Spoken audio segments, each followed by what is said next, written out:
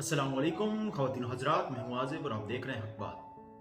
ख़वातीन हज़रात, आज बाजवा साहब रिटायर कर गए, उनकी जगह आसिम मुनीर साहब ने ले ली। लेकिन ये उनका जो दौर रहा, ये जो स्याह दौर रहा, स्याह दौर कह लें इसको या फिर अच्छा दौर कह लें, ये तो अब आप लोगों की मर्जी है, अपने अपने ख्यालात हैं। लेकिन इस दौर के बारे में आज बात करेंगे और कुछ दो तीन ऐसी बातें करेंगे जो इमरान खान साहब के हवाले से हैं कि इस मुल्क को बचाने में इमरान खान साहब का कितना किरदार था और इस्टेब्लिशमेंट का किरदार कितना था। लेकिन इस वीडियो को पूरा जरूर देखिएगा। सिर्फ और सिर्फ ये रिक्वेस्ट है कि इस वीडियो को पूरा जरूर देखिएगा। उसके बाद बहुत सी कुछ ऐसी चीजें होंगी जो आपको भी क्लियर हो जाएंगी और जो आपको नई सुनने में मिलेंगी।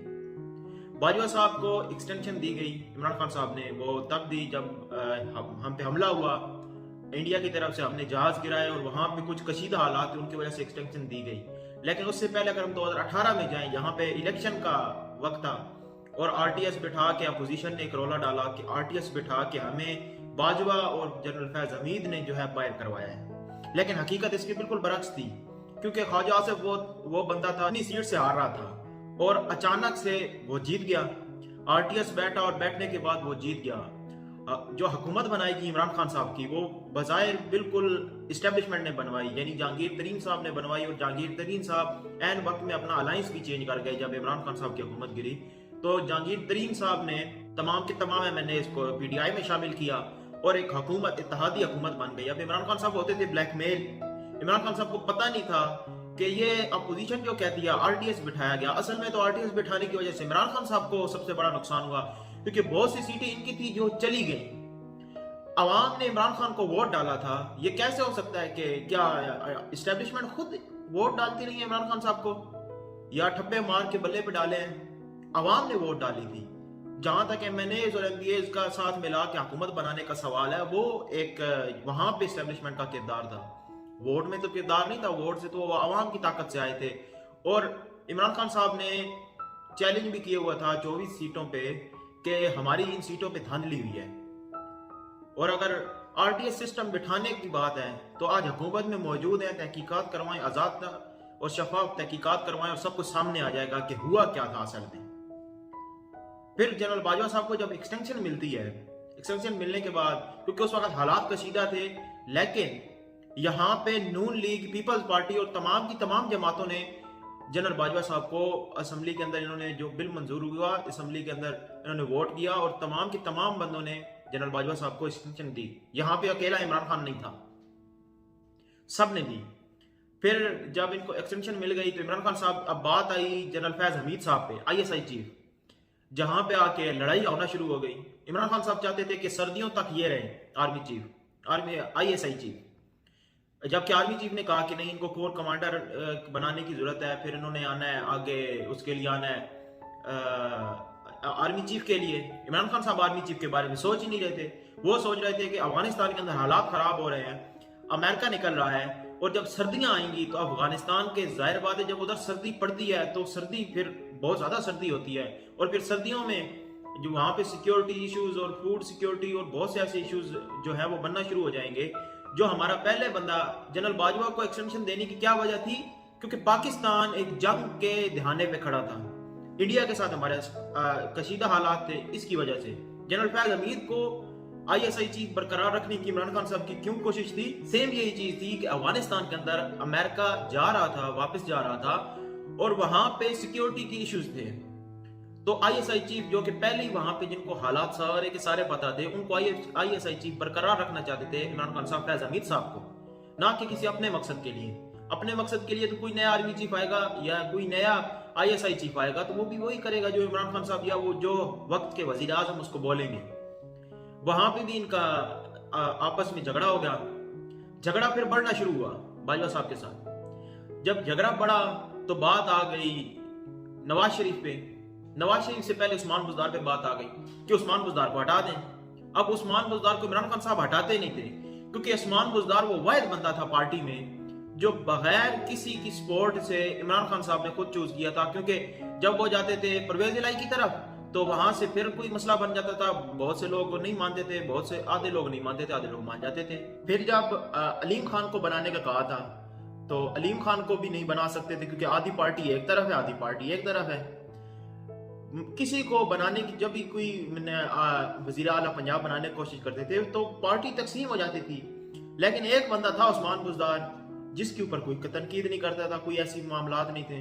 तो वहां पे उस्मान बुज़दार को इमरान खान साहब ने खुद लगाया और एस्टेब्लिशमेंट ये कहती थी कि पंजाब के अंदर करप्शन हो रही है। ये फराह गोगी का नाम ये एस्टेब्लिशमेंट सामने लेके आई, अपोजिशन की तरफ से उन्होंने एक फीड किया ने कि करप्शन हो रही है, मर गए, पंजाब डूब गया, खत्म हो गया। लेकिन आज आप पंजाब की हालत देखें, लाहौर के अंदर पिछले 35 सालों से पानी नहीं निकलता था, लेकिन इन बारिशों में पानी खड़ा नहीं हुआ लाहौर के अंदर। ऐसा निजाम बना दिया उस्मान बुज़दार साहब ने। चाहे वो मीडिया के अंदर नहीं आए, चाहे वो एक अल्लाह वाली कोई हस्ती थी, लेकिन उन्होंने काम करके दिखाया।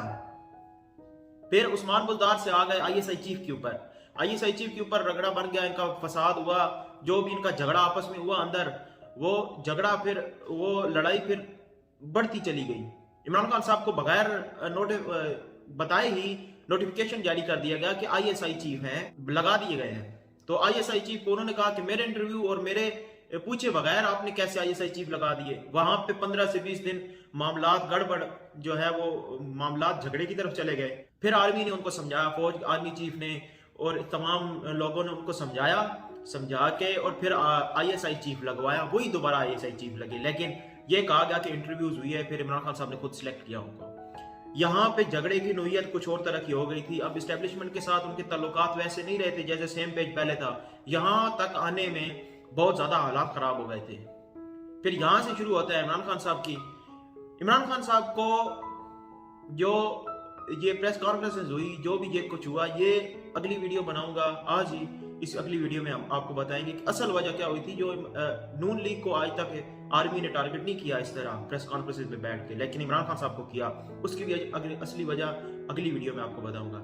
लेकिन इमरान खान साहब के यहाँ आने तक मसले और झगड़े और बहुत ज्यादा मसाइल पैदा हो गए आर्मी के साथ, इस्टेब्लिशमेंट के साथ। यानी जहां से फिर उन्होंने कोविड में 2019 में शहबाज शरीफ को वापस बुला लिया था। किस लिए वापस बुलाया था? क्योंकि इनको शेरवानी तैयार थी इनकी बिल्कुल पहनाने की, और उस्मान बुज़दार को ये वापस लेके यानी उस्मान बुज़दार को हटा के और शहबाज शरीफ को लाने की तैयारी हो रही थी। लेकिन इमरान खान साहब डट के खड़े हो गए। इमरान खान साहब ने कहा कि नहीं, मैं उस्मान बुज़दार को नहीं हटाऊंगा। अलीम खान को हालांकि वो एक वक्त में बनाने वाले थे वजीर आला, लेकिन क्यों नहीं बनाया? क्योंकि जब उसने एक इंटरव्यू दिया, इंटरव्यू के अंदर बैठ के उसने कुछ ऐसी बातें की। इमरान खान साहब ने जब वो इंटरव्यू सुना तो उसके बाद अचानक उनका फैसला बदल गया। उन्होंने कहा नहीं हटाना, उस्मान बुज़दार को नहीं हटाएंगे, अलीम खान को नहीं बनाएंगे। फिर एक साइफर आया।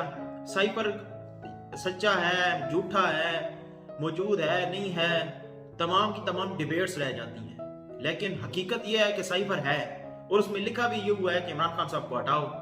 तो इमरान खान साहब को हटाने का वो क्या किसको रहे थे, ये भी एक अलमिया और ये भी एक सच है। अलमिया नहीं है बल्कि सच है कि वो क्या किसको रहे थे कि इमरान खान साहब को हटाओ। मुल्क का वजीर आजम तो इमरान खान है, वो जिसको कह रहे थे वो जानता था कि किसको कह रहे हैं। लेकिन मुझे आज ये दुख हुआ कि आर्मी चीफ जब छोड़ के जा रहे हैं, जनरल अहीर शरीफ जब छोड़ के गए थे तो अवाम भी चाहती थी कि वो एक्सटेंशन ले, वो आगे और काम करें।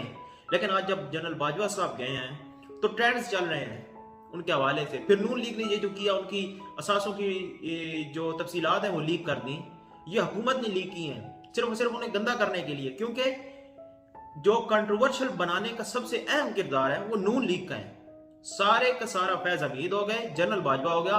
इनको जो कंट्रोवर्शियल बनाया वो इमरान खान साहब ने नहीं बनाया। इमरान खान साहब ने इनकी कैरेक्टर असैसिनेशन नहीं की, वो नून लीग ने की अपने दौर में। जब इमरान खान साहब हुकूमत में थे तो नून लीग जलसों में पुकार कर गद्दारी के फतवे और पता नहीं क्या क्या इनके ऊपर इल्जाम लगाए, लेकिन तब इनका रिएक्शन नहीं आया। अब इनका रिएक्शन क्यों आया, इसकी वजह मैं आपको अगली वीडियो में बताऊंगा। अपने दोस्तों और रिश्तेदारों का ख्याल रखिए। तब तक के लिए अल्लाह हाफिज।